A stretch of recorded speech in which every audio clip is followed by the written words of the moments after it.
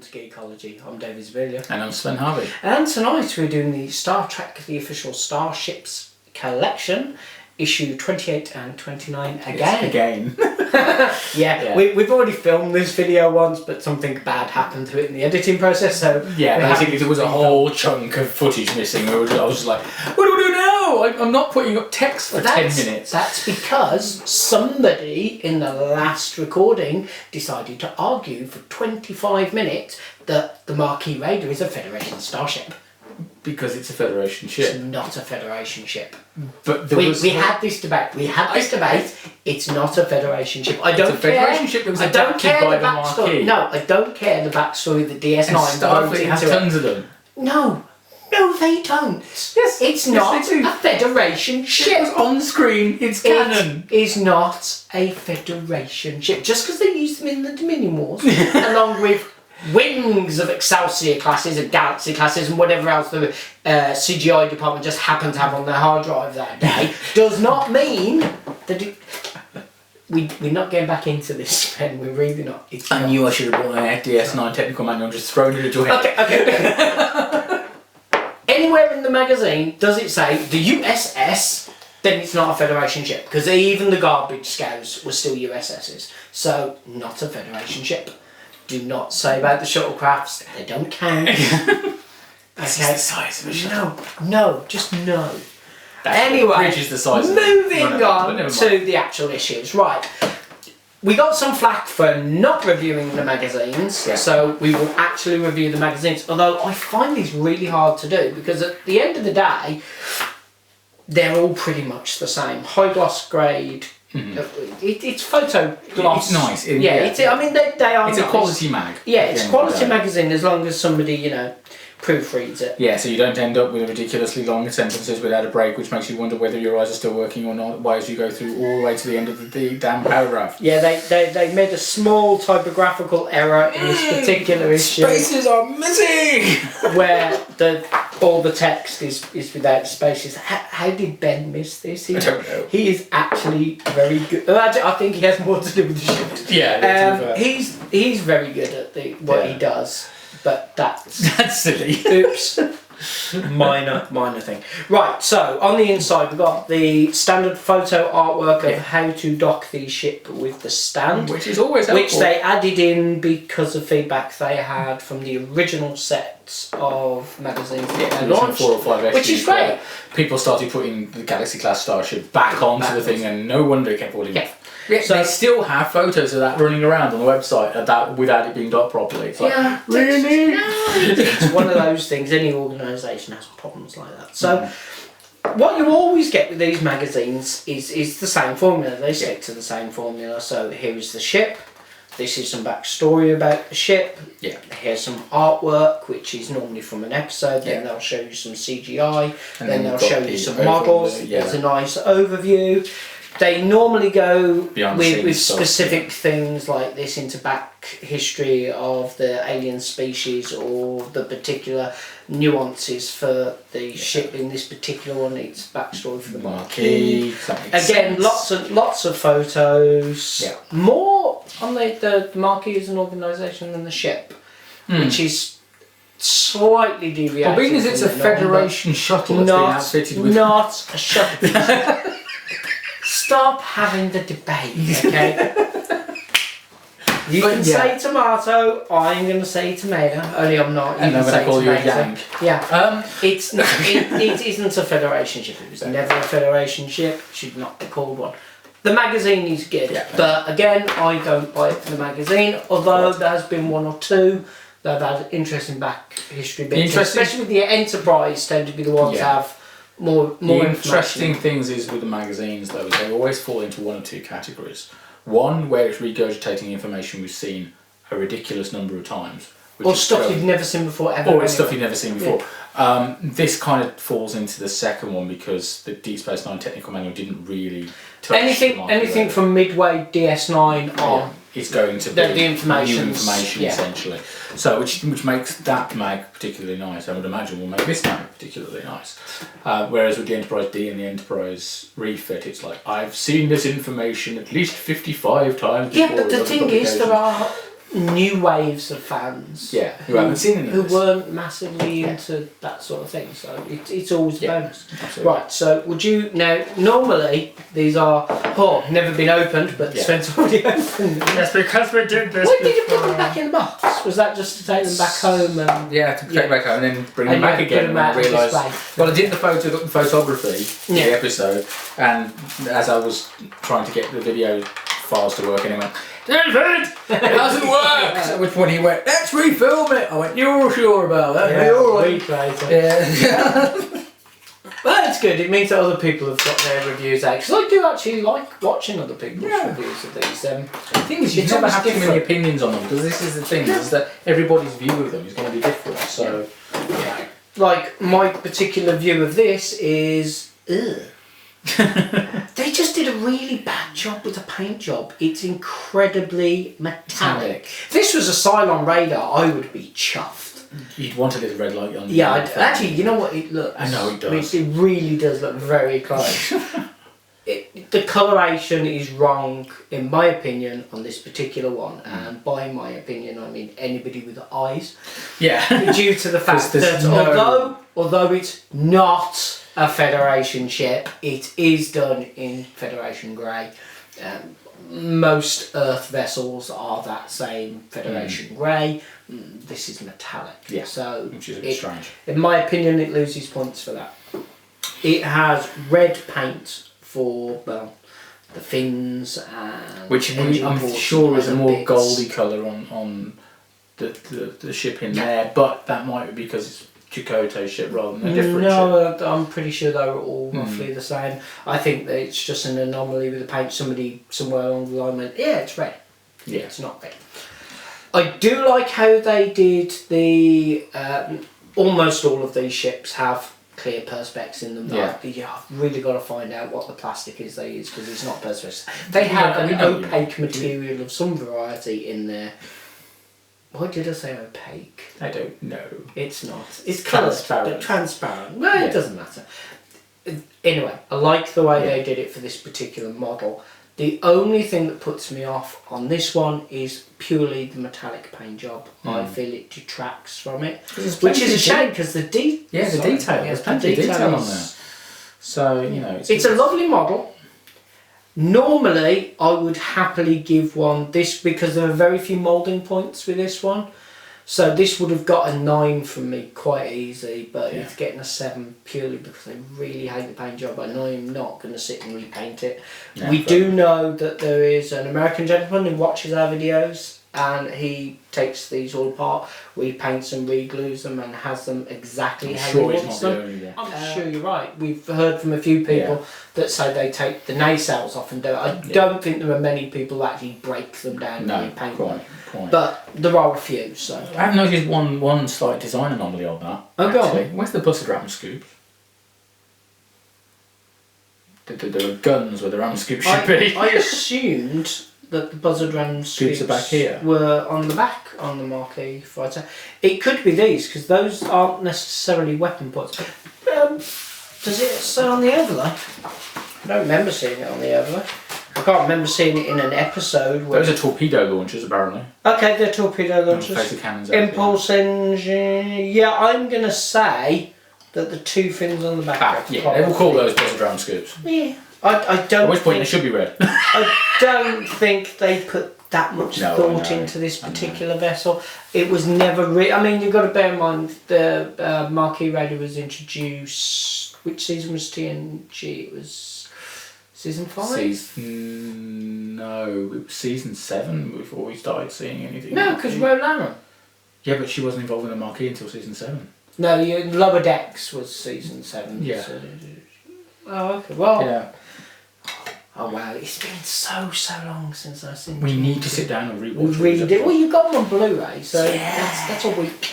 Okay, so I'm comfortable giving that a 7. It would have got a 9, but the paint job is too distracting. I'm going to concur completely. It's a 7. It's not one I'm particularly impressed with. It's not one I'm particularly disappointed with, because it's not one that grabbed my attention. To be brutally honest. It didn't particularly grab my attention, but I was quite happy to have it in the set. It's the same as the whole range. I tend to, even the ones that aren't really my thing. Yeah, they're fine. It's nice to have. Right, so on to issue 29. No typos in this one, which is a bonus. And you know what? It's the same review for this magazine as that one. They did CGI shots, they did modelling shots. I do feel it's quite depressing destruction of the USS Odyssey. I always did find the destruction of any Galaxy class starship, including the USS Odyssey, kind of. It was an awesome special effect, though, wasn't it? Yeah. And just the whole the attention to detail when they did it, when the fighter went straight into the navigational deflector, and they managed to have the part fly off and hit the nacelle. Makes you wonder just how much antimatter one of these has on board. Yeah. I mean, it's one of those things. You see the ships get battered around all the time with one thing, and then you're like, yeah, but to see one completely destroyed. Yeah. When you start thinking about the physics involved in it, it's an interesting one, but the effect for it was amazing. Because of course the interesting thing again there is the fact that that's the only the second Galaxy class starship we've seen completely destroyed. That we have seen destroyed, yes. And that basically, that and the Yamato were the only ones where you actually saw them completely destroyed. And then the D, and again, and the D got again and again and caused an effect, but obviously when the D actually got destroyed properly, the solar section made planetfall. In cause and effect, it wasn't particularly impressive watching. No. They but then they were having to do it in five different angles, weren't they? They did it. When Jonathan was talking about it, because he was a director, he was basically saying how difficult it was in some ways to do it from 5 different directions to make it look like it's 5 different shots and things like that. But of course, when as I said, when D was destroyed in Generations, the saucer section made planetfall as the lifeboat, so it wasn't completely destroyed. So one of the interesting things I found in the Jem'Hadar Fighter one was the model shots, because much like the video games, it shows this particular fighter as being very, very purple. Yes. Where the to pine you at me. Says we're right. I like that. The model here is absolutely beautiful. It's incredibly tastefully. It's cosmic. It's incredibly tastefully painted, but it's not purple. No. It is a purple, but it's not that deep purple that it quite clearly is in the model shot. Yeah. So this is a CGI version, reference. Possibly. Yeah, what I've got a feeling is that they ended up with a situation where the fighters that were constructed in the Gamma Quadrant were one colour, and the fighters that were constructed by really interesting concept. However, it's only a concept. Oh, no, they just went in a different direction. Now the metallic they used for this is phenomenal. Yeah, it really is nice. It's not detracting at all.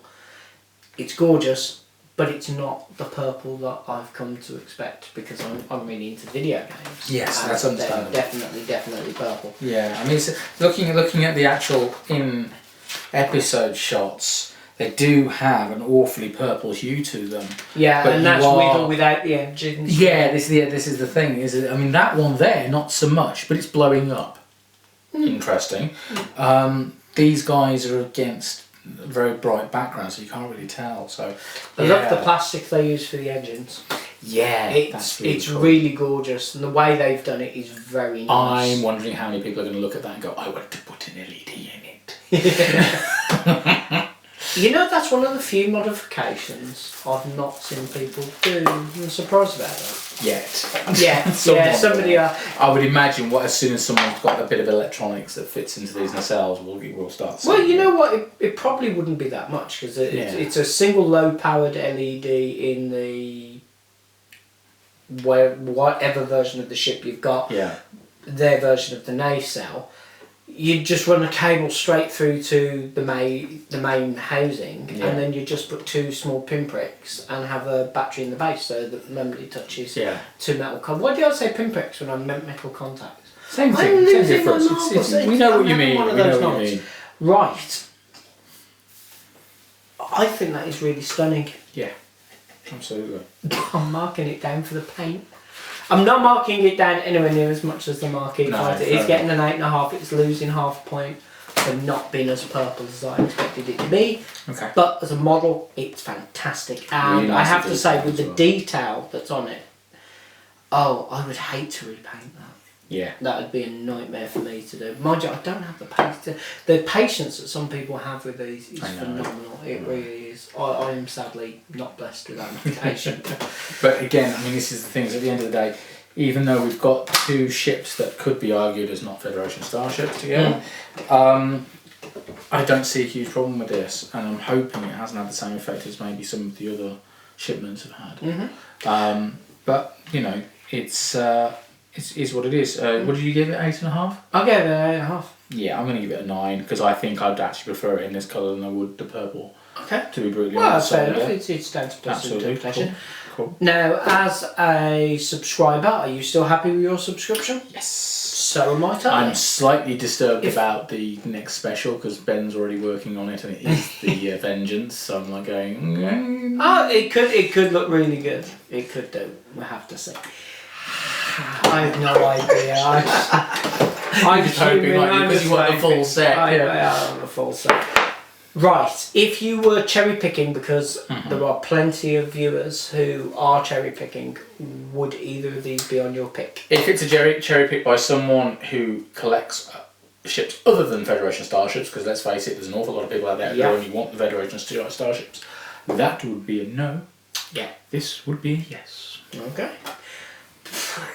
Yeah, I'll go with that. I probably would cherry pick that one.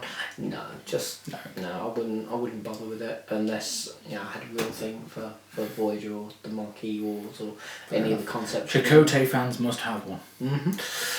Right, so other things we should mention. There is the live events coming up, of course. We are at Auto Assembly, which is it's the 23rd, 24th of August, I think, next year. But before that, of course, we've got First Contact Day weekend. That's going to be a great weekend. It really is. There's possibility of Starbase bits and pieces. Yes. Are we releasing information on that yet? Well, you just did. Starbase 0121, which is the Birmingham-based Starbase, which basically is in the process of being set up. It will be a fan organisation, essentially raising money for the Dazzling Dreams Children's Charity. Of which we both raise money for and do bits and pieces. Great organisation. One of the events that will be producing in association with us, essentially, is Space Dock and possibly Iacon as well. But we'll have some more information about that later on. We need a Space Dock. We do need a Space Dock. But you know what we have got?